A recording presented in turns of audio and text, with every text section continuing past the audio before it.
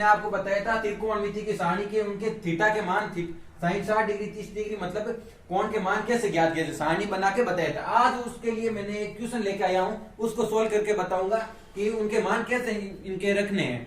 तो ये देखो साइन 60 डिग्री का मान रखना है। तो मैंने सारणी में बताया था sine 0 degree, sine 30 degree, sine 45 degree, sine 60 degree और 90 डिग्री। अब इसमें साइन थीटा के लिए मान ज्ञात करेंगे।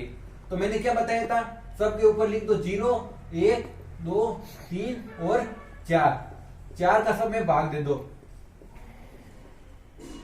अब साइन 60 डिग्री का मान ज्ञात करना, तो साइन 60 डिग्री का मान इसका वर्ग मूल ले लो। वर्ग मूल ले लिया तो इसका मान क्या होगा, √3/2। कैसे देखो, √3/4। अब 4 का वर्गमूल कितना होता है 2 और 3 का √3 ही रहता है, तो √3/2 ये मान साइन 60 की इसमें रख दो। तो ये √3/2। अब मैंने क्या बताया था, कोस थीटा। अगर साइन 60 डिग्री मान तो कोस थीटा का कितना होगा 30 डिग्री का मान, और साइन 60 डिग्री का मान एक जैसा होगा। तो कोस 30 डिग्री का मान सीधा कितना हो जाएगा, √3/2 प्लस साइन 30 डिग्री मान। साइन 30 डिग्री का मान कितना होगा, इसका वर्गमूल ले लो तो क्या हो जाएगा 1/2 प्लस नहीं मल्टीप्लाई 1/2। ये पुट कर दिए मान। अब क्या करना है, इनको सिर्फ जोड़ना और गुणा करना है। तो √3/2 इंटू √3/2, 2 इंटू 2 क्या हो जाएगा 4, √3 इंटू √3। अगर सेम संख्या रूट में गुणा करते हैं तो इसका स्क्वायर हो जाता है, मतलब रूट हट जाता है। तो 3 प्लस 1/4, 1/2 इंटू 1/2 बराबर 1/4। अब इसका एलसीएम ले लो, मतलब लेसम ले लो, तो क्या आया 4 इंटू 4 बराबर 1 बार, और ये 3 इंटू 1 आप सीधा ही कर लो, प्लस 4 इंटू 4 1 बार, तो 1 इंटू 1 बराबर 3 प्लस 1/4 बराबर क्या हो जाएगा 4/4। 4 से 4 कैंसिल हो गए, क्या मान होगा 1 मान। ये इस क्वेश्चन का आंसर है। ऐसे हम अगले सारे क्वेश्चन ऐसे ही करेंगे तो सोल्व हो जाएंगे, मान रखने सीधे इसमें। ये नेक्स्ट क्वेश्चन है। अब आपको इसका मान ज्ञात करना है। tan square 45 two tan square 45 degree plus cos square 30 degree minus sin square 60 degree. जो हमने पिछले सारणी बनाई थी उसमें हमने देखा कि tan 45 डिग्री का मान कितना होता है 1 होता है। आपको पहले सारणी बना लेनी है, याद रखना। अब आपको बाद में याद हो जाएगी, लेकिन पहले आपको सारणी बना के याद रखनी है। अब और cos 30 डिग्री का मान √3/2 और sin 60 डिग्री का मान √3/2। अब ये मान इस सरल समीकरण में आपको रख देने 2 इंटू tan स्क्वायर 45 डिग्री, तो tan 45 का मान क्या होता है 1, और इसका कर जो आप square, plus cos square 30 degree, और cos 30 डिग्री का मान कितना होता है √3/2, और इसका आप क्या करोगे वर्ग करोगे, minus sin square 60 degree, minus sin square 60 degree का मान कितना होता है √3/2। ये √3/2 इसका भी आप वर्ग करोगे। अब देखो 2, 1 का वर्ग क्या होता है 1, प्लस √3/2 का स्क्वायर। अगर आप किसी भी रूट का स्क्वायर करते हो तो उसमें क्या होता है रूट हट जाता है, तो 3/2 का स्क्वायर 4, मतलब 2 इंटू 2। इस स्क्वायर का मतलब क्या होता है, इसको उसी संख्या से डबल बार गुणा करना है। तो 4 माइनस 3/4। ठीक, अब आप 2 इंटू 1 बराबर 2 प्लस, अब इन दोनों का आप लेसअप ले लो। आप या तो सीधा ही लेसअप ले सकते हो, लेकिन ये समान हर है तो इन दोनों का आप लेसअप ले लो, ये बाद में जोड़ लेना। तो 4 और इनका सबका लेसअप क्या आया 4। अगर ये लेसअप और हर समान हो तो संख्या समान आएगी, माइनस 3। अब देखो 2 प्लस 3 माइनस 3/4 बराबर 0/4। इसको सही जगह लिख दो, 4 आ गया। अब 4 का 0 में आप भाग दोगे तो क्या आएगा 0 ही आएगा। तो 2 प्लस 0 बराबर 2। ये आपका आंसर हो जाएगा इस क्वेश्चन का। ये next question cos 45 degree upon sec 30 degree plus cosec 30 degree. ये मैंने पहले मान लिख दिए हैं, आपको सारणी में देख के फिर याद करके लिख लेना है। कोस 45 डिग्री, कोस 45 डिग्री का मान कितना होता है 1/√2 बट्टा सेक 30 डिग्री, सेक 30 डिग्री बराबर 2/√3 और कोसेक 30 डिग्री बराबर 2 प्लस ये 2,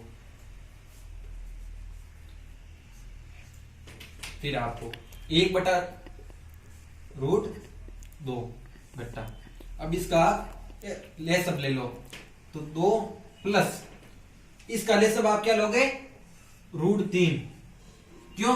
क्योंकि 2/1, 2/1 और 2/√3 इसका लेसअप क्या आएगा √3। अब 1 का √3 से आप भाग दोगे तो ये √3 ही होगा, तो 2 इंटू √3 हो गया। अब देखो 1/√2, किसी भी संख्या में जो ये बट्टा है 1/√2, अब आप इसको ऊपर भेजोगे तो ये उल्टा हो जाता है, मतलब √3/2 प्लस 2√3 हो गया। अब देखो आप √3/2 गुणा करोगे, 2 का √2 से गुणा करोगे क्या होगा 2√2 प्लस √2 का 2√3 से गुणा करोगे तो √2 इंटू √3 क्या हो जाएगा √6, तो 2√6 ये आ गया। ठीक, अब आगे आपको क्या करना है √3/2, इनमें से कॉमन ले लो, 2 कॉमन ले लो तो क्या रह जाएगा √2 प्लस √6 ये हो गया। अब ये इसका मान ये आ गया। अब देखो इसका आगे का स्टेप बताता हूं। ये अब आपको क्या करना है हर का परिमेयकरण करना है। हर का परिमेयकरण का मतलब होता है जब अंडर में, अब हर में अंडर रूट होता है, रूट में संख्या होती है तो उसका परिमेयकरण करना होता है। तो आपको ये लाइन लिखनी है, आपको इसको हर का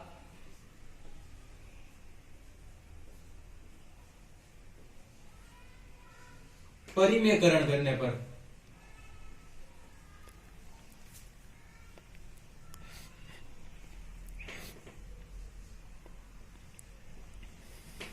हर का परिमेयकरण कैसे करोगे, ये देखो √3/2 और ये क्या है √2 प्लस √6।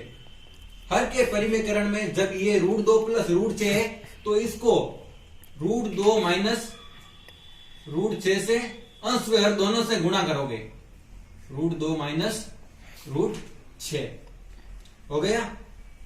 अब देखो √3 को इससे गुणा करोगे तो √3 इंटू √2 तो √6 माइनस √3 इंटू √6, 6 इंटू 3 कितना होता है 18, 6 इंटू 3 18 बट्टा ये 2। अब एक आपके पास सरल समीका होती है a minus B into A plus B बराबर a² minus b², a² minus b² बराबर a minus B a plus B. अब देखो यहां पे आपके √2 क्या है a और b क्या है √6, √2 क्या है a और b बराबर √6।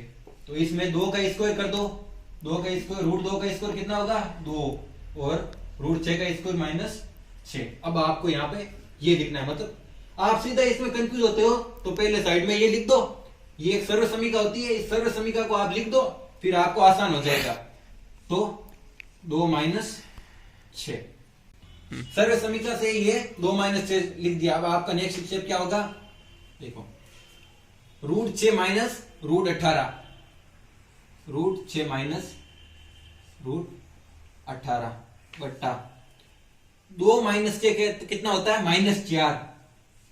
भाई 2 माइनस 6 ये तो नॉर्मल, बाकी आपको सीधा हो जाएगी -4 बराबर √6 माइनस 18 को अपन क्या लिख सकते हैं, 18 को 3 का वर्ग क्या होता है 9, और 9 इंटू 2 बराबर 18, तो इसको क्या लिख सकते हैं 3/2 बट्टा -8। अब आप हर में माइनस को हटाना चाहते हो तो ऊपर नीचे आप क्या करोगे, माइनस से गुणा कर दोगे। अगर हर में माइनस हटाना है तो ऊपर नीचे माइनस से गुणा कर दोगे, तो -√6 -3√2 बट्टा माइनस इंटू -8, माइनस इंटू -8। अगर माइनस को माइनस से गुणा करोगे तो क्या होता है, प्लस हो जाता है।